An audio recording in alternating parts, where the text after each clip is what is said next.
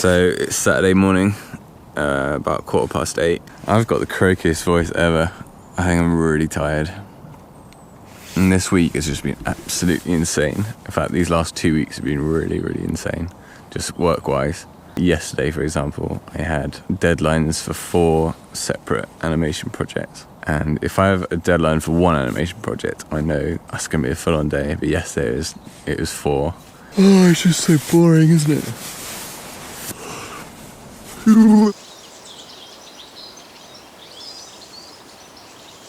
So I've been in Bristol all week, and I'm in Bristol now. But yesterday and the day before, so Thursday and Friday, I went to London and I saw my friends Matt and Esther, hung out with them a bit and did some work from their house and stuff like that. And yesterday, this happened. I feel like this should be your vlog. How do you feel about reaching 500 subscribers now? I feel so good about Steph reaching 500 subscribers. It's just, I just thank you guys. It's made my day. So I'm just here with my friends Matt and Esther. And I haven't released any videos for a while. When did I release my last one? Too long ago. Too long ago. I've been really busy with work. Last night I had a little check on my YouTube channel and I was on 147 subscribers, which is great. Like, it was way more than I was expecting.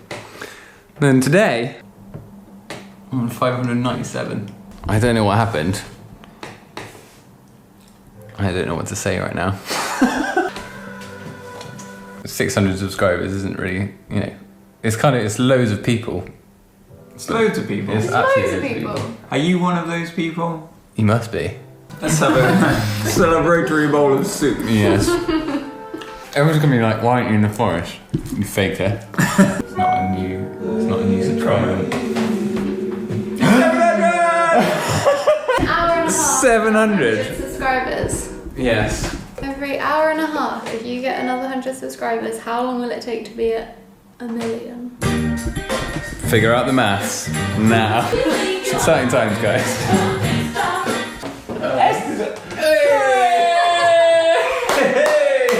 Oh, you're thinking different. 800.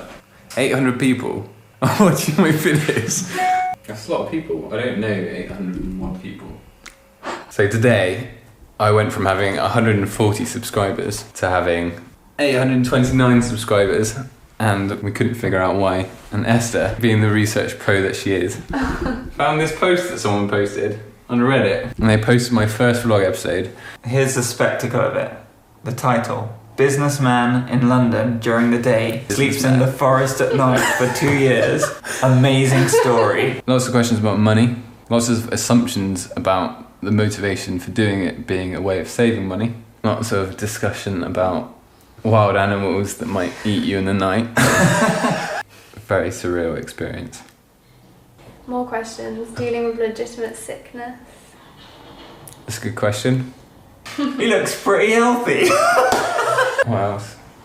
You can just buy non-refrigerated snacks. He could. I do. Well, he just had soup for lunch. That's the reality. I buy soup, and sometimes it gets stolen by foxes. This question. His whole camping ground is a poop graveyard. People assume read it properly. People assume that you stay in one place every day. Yeah. Do you not say that in that vlog? I do. Oh no, I don't. One of the reasons I started the vlog, I think, was because if you say to someone, oh, there's a guy who's sleeping in the woods, there's an image that comes in your head that makes you feel like suspicious or like worried, I think. Or like, well, that's a bit unusual, society's falling apart, sort of thing.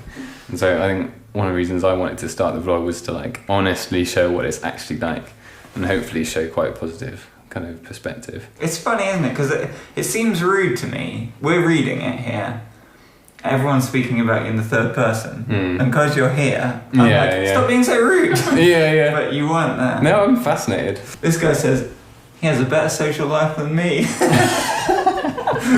So, I follow a lot of YouTube channels that have a lot more than 1,000 subscribers, but for me to go from like 140 subscribers, which I've been at for ages, to 1,084 subscribers, literally in 24 hours. It just feels mental, absolutely crazy. And that's just never happened to me. You know, I've never really had anything like that happen. So it was very surreal, really surreal, weird experience. Kind of cool, but very surreal. For complete strangers to kind of see my videos and have like their reactions and their comments was really interesting to see, really fascinating. And there were a lot of like assumptions about my motivations for doing it, like I'm doing it to save money, I'm doing it to save for retirement, one of them was, I can't remember. Yeah, you know, a lot of assumptions that I was doing it for money, or I was doing it as a way to have a simpler life. Don't know, it's just really interesting, and it's made me think about a lot of stuff and a lot of new videos that I'd love to post up about. It just kind of explains the thing behind the thing I'm doing.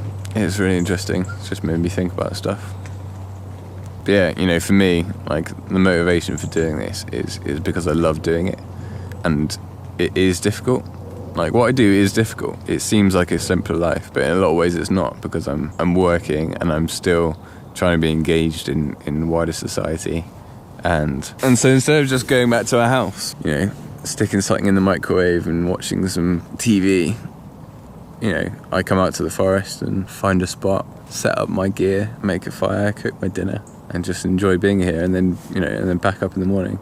Like that's the thing I enjoy doing, as well as the necessary thing in order for me to have food and shelter. What I'm saying is that for me, I love the faff.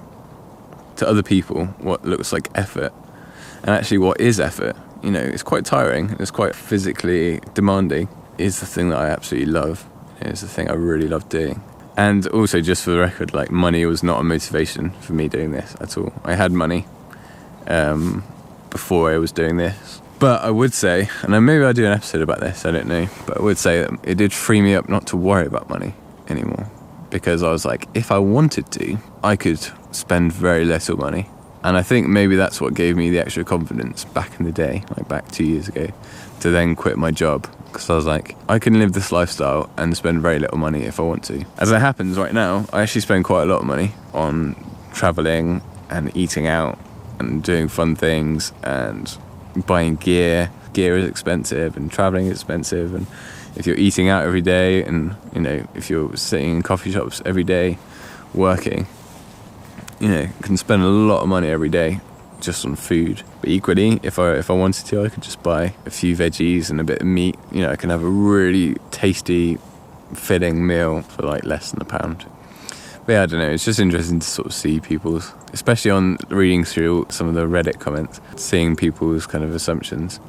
Yeah, just really interesting. And then obviously, you know, there's just loads of new comments and loads of new questions now, so I'm going to try my best to gather all those questions together and make interesting videos to try and answer them. And, you know, maybe one day in the future as well, I'll do like a specific, like, hey, everyone ask me questions and I'll answer them sort of thing.